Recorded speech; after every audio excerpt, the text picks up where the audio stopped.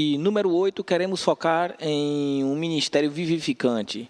Nós falamos e vamos definir esse termo e nós falamos de coisas práticas nas outras sessões. Nós começamos com a aula falando sobre o espiritual, a primeira, e falamos de 6 coisas práticas no meio, e agora vamos finalizar com algo também que é meio intangível, é algo que é mais voltado para sentimento.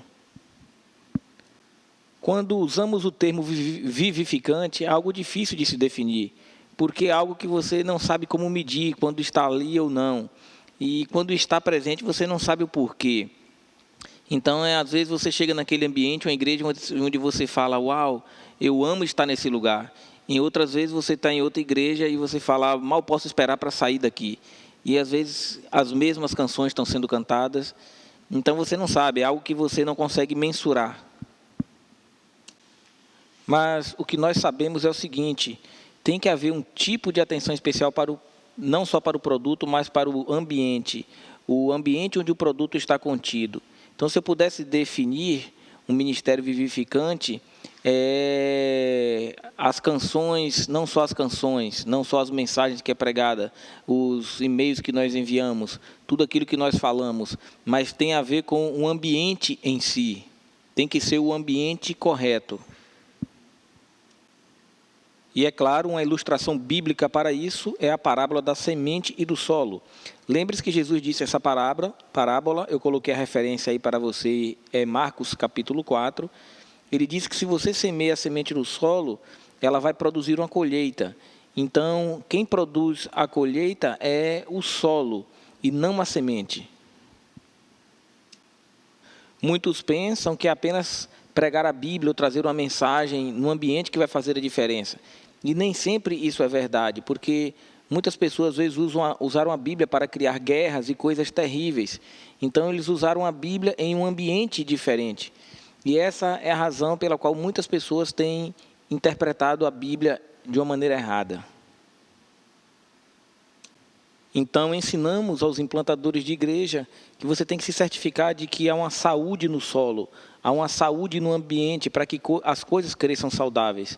E você tem que dar muita atenção a esse ambiente, como acontece com um fazendeiro. Quando ele vai plantar, ele faz uma análise do solo para saber se tem os nutrientes, se é preciso fazer uma correção de nutrientes do solo, para que tudo esteja pronto para um crescimento saudável. Então, é dessa maneira que você tem que fazer para o solo funcionar, o ambiente estar apropriado. Então, eu repito, você tem que colocar muita atenção nisso. Você investiu dinheiro, você aplicou todos esses aspectos que falamos, as pessoas estão aí, há muito esforço. Então, o ambiente tem que ser um ambiente certo, onde as coisas funcionam. E a pergunta fica, será que podemos definir algo que é intangível como uma igreja vivificante? Há muitos anos atrás, um cristão alemão, ele era um cientista, ele fez uma pesquisa e, na verdade, a pesquisa dele é uma leitura difícil para você ler, algo difícil de se ler. E ele chamou essa pesquisa de o desenvolvimento natural da igreja e ele construiu esses princípios. E estão aqui nesse material, esse livreto, você não precisa olhar agora, você pode estudar depois, leva apenas 3 minutos para ler. E nós colocamos aqui os tópicos principais. Ele chama de o ABC do crescimento natural das igrejas. E eu vou falar sobre esses tópicos agora. E, basicamente, o que Christian Schwartz descobriu foram as qualidades, os elementos que existem no solo das igrejas que estavam crescendo, igrejas saudáveis. E ele pesquisou em 32 nações, entrevistou mais de 3 milhões de pessoas. Então, é um princípio que é universal. Não foi um estudo feito na igreja americana. Então, na minha mente, isso faz a pesquisa ainda ser mais válida, porque é um projeto que funciona no mundo inteiro, é uma pesquisa universal. E ele descobriu 8 elementos, 8 características das igrejas saudáveis e que estão crescendo numericamente. E, a partir disso, ele desenvolveu uma ferramenta, e com essa ferramenta você consegue medir esses 8 elementos para saber se estão presentes na sua igreja ou não. E aqui vai o que ele descobriu. Se a igreja consegue atingir uma nota número 65 ou acima de 65 na escala que ele criou, a partir desses 8 pontos que ele analisa, em 99,97% dos casos, esta é uma igreja que está crescendo saudavelmente. Então, é algo muito preciso essa pesquisa. Outra coisa que ele descobriu que se você quiser fazer a sua igreja crescer, você tem que fazer esse estudo, essa pesquisa na sua igreja, na sua congregação. E, na verdade, são 30 pesquisas específicas e mais uma pesquisa do pastor, então 31 no total. Então, você vai ter uma amostra do seu ambiente, do solo da sua igreja. E você vai descobrir ali qual foi a área onde você tirou a nota mais baixa. Ele disse que se você passar um ano se dedicando àquele ponto mais baixo, não apenas a todos os outros pontos da pesquisa, é como se fosse aquele balde com tirinhas de madeira. Se tiver uma tirinha mais baixa, a água vai escapar por ali. Então, ele disse que se você trabalha no ponto mais fraco da igreja, quando você eleva esse ponto, você acaba automaticamente elevando os 8 pontos juntamente com ele. E isso é uma grande verdade. Então, durante 8 anos, eu tenho ensinado esses princípios na minha igreja. E eu faço com que eles entendam e estudem esse princípio. Porque se são princípios encontrados em uma igreja saudável, então também você deve aplicar na vida do cristão. Então, eu tenho ensinado isso nos membros da minha igreja. Então, todo ano, nós medimos a qualidade do nosso solo, fazendo esse estudo. Então, cada ano a gente descobre qual a área que precisamos trabalhar. Onde a área que está mais fraca, então a gente melhora e a gente assim fica cada vez mais saudável e mais saudável. Então, precisamos cuidar do ambiente da nossa igreja com seriedade. Então, eu creio que agora você já está curioso para saber quais são esses 8 princípios. E nós vamos encerrar essa última sessão sobre discussão de implantação de igrejas, falando dessas 8 qualidades, certo? São características vivificantes, e eu vou mostrar esses princípios para vocês agora. E o primeiro, aqui vai o primeiro. Mas antes de te falar do primeiro princípio, eu quero que você saiba que toda igreja tem essa característica. Mas ela precisa ter o adjetivo. Então, o poder aqui não está no nome, o poder está no adjetivo do que eu vou dar para você. Por isso que está aí na lacuna para você preencher. Toda igreja ela tem uma liderança e a sua organização, mas a pergunta é, toda igreja tem uma liderança preparada?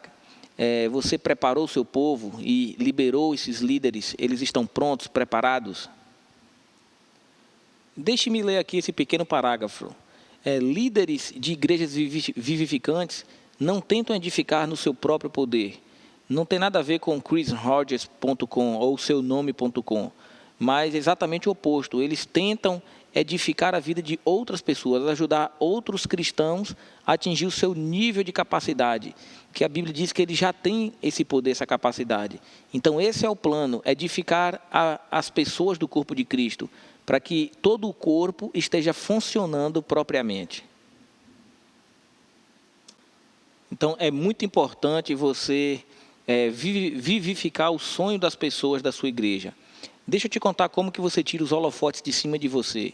No dia que nós implantamos a nossa igreja, eu decidi que não ia ser uma igreja baseada em mim, mas eu ia montar uma igreja baseada no sonho das pessoas que Deus me enviou, porque eram os sonhos deles que precisavam ser cumpridos. Então, aquele foi o meu trabalho como líder, criar um ambiente onde as pessoas pudessem ser capacitadas, treinadas. E, diga-se de passagem, o governo deveria agir dessa maneira. O governo deveria tomar decisões baseadas naquilo que as pessoas, no sonho das pessoas, naquilo que é verdade. E o mesmo deve acontecer nas igrejas. Eu acho que as igrejas têm se tornado muito socialistas e nós achamos que tem que ser assim porque é a visão da igreja, é a visão da casa, esse é o homem de Deus. Comigo não tem isso, eu sou apenas o Cris, eu sou o líder, eu sou uma ovelha no corpo de Cristo igual a todo mundo. O meu papel é de pastor e de líder e vocês são tão importantes quanto eu. Então somos um reino de sacerdotes, eu não sou o único sacerdote, eu não preciso de nenhum tratamento especial. Mas eu faço a minha parte dentro do processo. Vocês estão me entendendo? Então, precisamos capacitar a igreja para ser igreja e parar de colocar os holofotes em nós, os líderes. Certo? E aqui vai a segunda coisa que eles descobriram. Não foi eu que inventei isso aqui. São qualidades que eles descobriram no estudo. Eles chamam, nos seguintes termos, o ministério tem que ser orientado por dons. Então, esse segundo ponto aqui se identifica muito com o primeiro, porque depois que você capacita a pessoa, você treina as pessoas da igreja, os dons aparecem. Então, você tem que fazer as pessoas servirem nas áreas que elas são boas, que elas têm dom para trabalhar naquilo. Não forcem as pessoas a trabalhar em certos lugares, mas deixem elas servirem de acordo com os seus dons. Em outras palavras, não recrutem voluntários. Na nossa igreja não existe isso. Nós não queremos voluntários, a ajuda dessas pessoas, porque normalmente acontece assim, você fala, estamos precisando de ajuda nessa área, vamos colocar aqui uma lista de voluntários, você tem que assinar essa lista e ninguém assina aquela lista. Então, na verdade, são coisas que você nem deveria estar fazendo. Ao invés disso, o meu trabalho é procurar por dons dentro da congregação. Então, a igreja tem que ser moldada de acordo com os dons das pessoas que Deus enviou para aquela igreja. Como está aqui escrito nesse parágrafo. Essa é a base para a qualidade nessa área. Você tem que encontrar os cristãos que têm a convicção do seu dom e ministerial ali dentro da igreja. Deixa eu definir o que isso significa e quão sério eu sou acerca disso. Na nossa igreja, se não houver ninguém que ame trabalhar com crianças, então a gente não tem ministério com crianças. Porque eu vou crer que isso é um sinal de Deus, porque ali não tem pessoas apaixonadas com esse dom. Então, ao invés disso, nós fazemos ao contrário, criamos um trabalho e procuramos encontrar pessoas capacitadas. Então, o papel da liderança cristã é ajudar os membros a identificar os seus dons e integrar essas pessoas no ministério de acordo com os seus dons. É isso que eu sempre falo para os meus funcionários. Essa é a sua principal função, descobrir esses dons e treinar essas pessoas. É isso aí. Eu não quero vocês administrando ou criando coisas e tentando ajudar voluntários para ajudar. Você precisa descobrir o dom nas pessoas e treinar essas pessoas e fazer com que aquele lugar seja preenchido. Então, por isso que nós chamamos a nossa equipe de voluntários de a equipe dos sonhos, porque elas estão vivendo os seus sonhos. Elas estão vivendo aquilo que elas querem fazer. Então, eu estudei esses princípios à risca antes de implantar a nossa igreja. E aqui está o terceiro ponto. Toda igreja tem a sua espiritualidade, mas em poucos lugares elas são apaixonadas. Então, significa ter uma espiritualidade apaixonada. Esse é o parágrafo aqui. Toda igreja de sucesso, os estudos mostram que a espiritualidade deles é real, não é baseada apenas em algo superficial, mas é algo baseado em uma espiritualidade que vem da fé deles, algo que é feito com compromisso, com fogo e com entusiasmo. E sabe como que a gente consegue medir isso? Por exemplo, as pessoas gostam de ler a Bíblia, as pessoas gostam de orar, e você criou essa experiência na sua igreja, é o que nós costumamos dizer aqui na nossa igreja, onde as pessoas gostam de fazer as coisas, ao invés de ela ter que fazer as coisas. Então, isso, a gente inverteu as coisas. Na verdade, aqui as pessoas gostam do que estão fazendo. Então, esse é o nosso trabalho como líderes, estarmos apaixonados com o nosso trabalho para o Senhor, em servir ao Senhor na nossa igreja, e conduzir as pessoas a ter essa mesma experiência espiritual apaixonante, algo que seja agradável, que você desfrute daquilo, onde há entusiasmo. Então, isto é muito, muito importante. E número 4, toda igreja tem estrutura, mas poucas são funcionais. Então, muitas igrejas fariam muito se elas parassem de fazer aquilo que não está dando certo. Então, preste atenção, se não está dando resultado, não está chegando a lugar algum, por que vocês continuam fazendo? Se as pessoas não estão satisfeitas com os resultados que estão chegando, então devemos parar. Então a questão é que às vezes nós estamos apaixonados com os resultados e não estamos desfrutando os meios. Então nós só queremos ver os resultados. Posso ouvir um amém aí? Nós temos uma missão, pessoal, e é ganhar o mundo, ir por todo o mundo e fazer isso. Mas se não está dando certo, pare e mude o método. Há muitas pessoas que estão apaixonadas com os métodos. Deixa eu dizer, os métodos não são santos, mas a mensagem é santa. Os métodos não são santos, eles podem ser mudados, mas as pessoas ficam nervosas quando tem que mudar os métodos. Então, a igreja, a estrutura da igreja, ela tem um final, busca um alvo, mas o mais importante é que se o trabalho está dando resultado, se ele está cumprindo o propósito de Deus. Igrejas saudáveis fazem, sabe o quê? Elas mudam, e como está aqui no parágrafo, e deixam o resto de lado. Significa que você tem que se livrar das coisas que não está alcançando os resultados. E as pessoas às vezes ficam discutindo estilos e não se livram daquilo que não está funcionando. Deixa eu falar sobre isso te dando um exemplo. Eu acho que isso tem a ver com as pessoas. Às vezes nós falamos para a nossa equipe como que eles têm que cumprir horários. E a gente fala para um certo pastor de jovem que ele tem que trabalhar de 8 às 5 da tarde.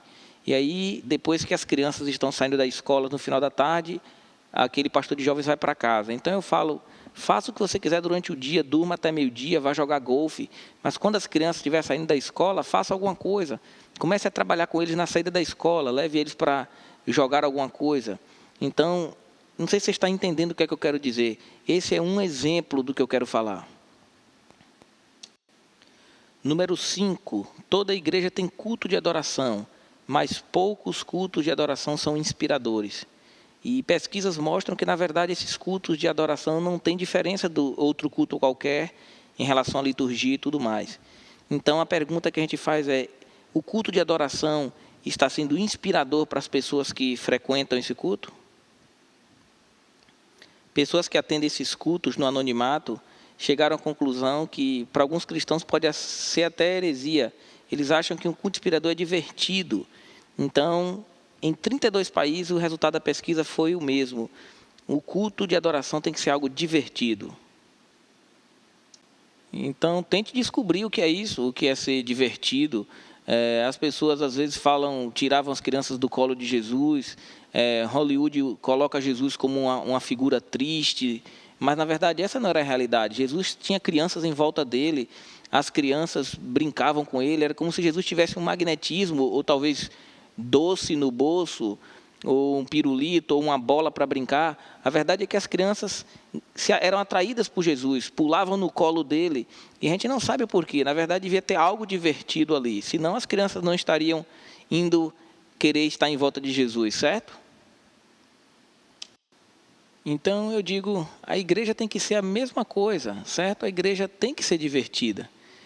Teve uma senhora, para te contar uma história rápida sobre isso, eu estava na porta da igreja cumprimentando as pessoas e uma senhora veio com o rosto franzido e eu já estava entendendo o que ela iria falar. E ela disse, ela tinha uns 60 anos de idade, e ela disse, eu descobri o que é que eu não gosto nessa igreja, tem algo aqui que eu não gosto.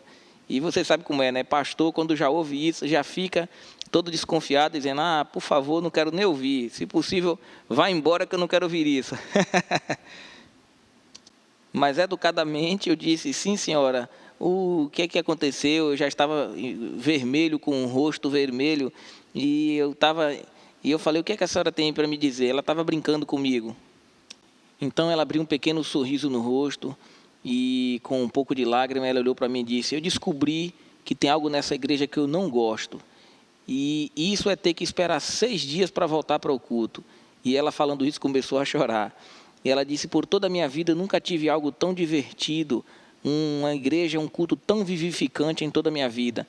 Então ela me abraçou e disse, obrigado pastor, obrigado. E eu naquela hora disse para ela, não, obrigado a senhora, obrigado a senhora. Ela quase me matou de susto, eu queria matar aquela senhora, mas ainda bem que eu não fiz isso e eu fiquei ouvindo o que ela tinha a dizer. E hoje na nossa igreja tem pessoas que planejam suas férias de uma forma que elas possam voltar aos domingos só para participar dos cultos. Então, quando eu fazia reuniões de inauguração com a equipe de inauguração, eu fazia perguntas. Lembre-se, nós somos líderes, temos que fazer perguntas e não apenas colocar a nossa opinião. E eu fazia 2 perguntas: o que é que nós temos que fazer e o que é que nós não podemos fazer para que as pessoas voltem para o próximo culto na próxima semana? E eu dizia: alguém tem alguma opinião? Além de dizer, o senhor pode dar $1.000 para cada um de presente, mas eu falava, eu estou falando sério, alguma coisa que você acha que nós podemos fazer ou não fazer para que a pessoa mal possa esperar pela próxima semana de culto? Você precisava ouvir a conversa que tivemos naquela noite. Uns diziam, pastor, se o senhor parasse de fazer isso, eu traria mais pessoas. Outros diriam, devia fazer dessa forma ao invés daquilo. Então, aquela discussão fez com que a gente colocasse muito trabalho para criar um lugar que fosse santo, que fosse inspirador para as pessoas estarem ali. Certo? E, em 6º lugar, as igrejas têm escolas bíblicas dominicais, têm grupos de célula, mas a questão é o que eles estão fazendo é algo que está suprindo as necessidades do dia a dia das pessoas? É algo que supre as necessidades da vida das pessoas? É por isso que eu acredito no modelo de célula chamado free marketing, onde as pessoas se juntam baseado nos seus interesses, nas coisas que elas gostam de fazer. Então, muitas igrejas desenvolvem seu sistema de células, ou de pequenos grupos. Então, é bom que as pessoas encontrem o seu sistema de interação na comunidade de acordo com as suas características e necessidades. E é aí onde o ministério flui na nossa igreja, onde os pastores ministram, aplicam a Bíblia na situação real do dia a dia, da vida de cada pessoa, da realidade de cada grupo, de cada interesse daquele grupo de célula. E número 7, igrejas têm tentado fazer evangelismo durante anos, mas a pergunta é, esses evangelismos são baseados nas necessidades das pessoas? Eles conhecem a realidade das pessoas, do dia a dia das pessoas? Eu falei nisso quando você prepara uma mensagem para pregar. Será que ela passa pelo teste de quem se importa? Então, o que você está fazendo com o evangelismo serve para uma segunda-feira? Supre as necessidades do dia a dia de cada pessoa? Então, a sua congregação tem que estar focada nisso. Eles têm que estar vendo essas necessidades na vida das pessoas. E isto inclui orar pelos perdidos, contribuir com missões, celebrar mudança nas vidas das pessoas. Eu quero dizer, será que as pessoas estão sendo transformadas e está sendo comemorado nos domingos? Se não, a igreja vai virar algo que só foca nas pessoas de dentro. Então, temos que saber que somos igrejas para ganhar os outros que estão lá fora. Então, temos que celebrar todo domingo aquelas pessoas que vieram para Jesus. E o último quesito, durante 9 anos que nós aplicamos esse estudo, nós temos tirado a nota mais alta nesse quesito aqui como igreja. Então, o fator mais alto que nós conseguimos é esse aqui. Então, todo ano, durante 9 anos, a gente tira a nota mais alta no quesito que eles chamam de relacionamentos de amor. E eu acho que isso é algo que tem a ver com a nossa cultura aqui do Sul, onde nós moramos. Mas as igrejas saudáveis e crescentes, ela tem um coeficiente de amor sempre crescente e não estagnado ou declinante. Então, essa prática de um amor incondicional faz com que a igreja fique cheia de poder, é uma igreja eficiente. Por isso que eu digo que aqui na nossa igreja, a maioria das pessoas que eu contratei para trabalhar comigo são meus amigos. E, na verdade, eles mediram essa questão. Esse 8º ponto foi medido. E sabe como que eles conseguiram medir isso? Ao saber se os membros da igreja estão andando juntos, ou você tem que colocar eles para ficar juntos. Ou seja, eles estão se reunindo fora de eventos da igreja, eles se encontram, esses membros estão andando juntos. Então, eles mediram através desse processo. Então, essa é uma forma legal da gente encerrar a nossa discussão sobre implantação de igrejas hoje. Então, as igrejas que crescem fazem isso diferente. Elas têm aquilo que nós chamamos de o imensurável. Eu posso chamar de um clima diferente, uma cultura diferente. É um ambiente saudável. Você pode jogar um sapato, que aquele sapato vai dar frutos no chão daquela igreja, de tão fértil, rico que é o solo, o ambiente daquela igreja. E eu acho que nós, como líderes, devemos trabalhar duro para não focar somente no produto, mas focar no ambiente em si, certo?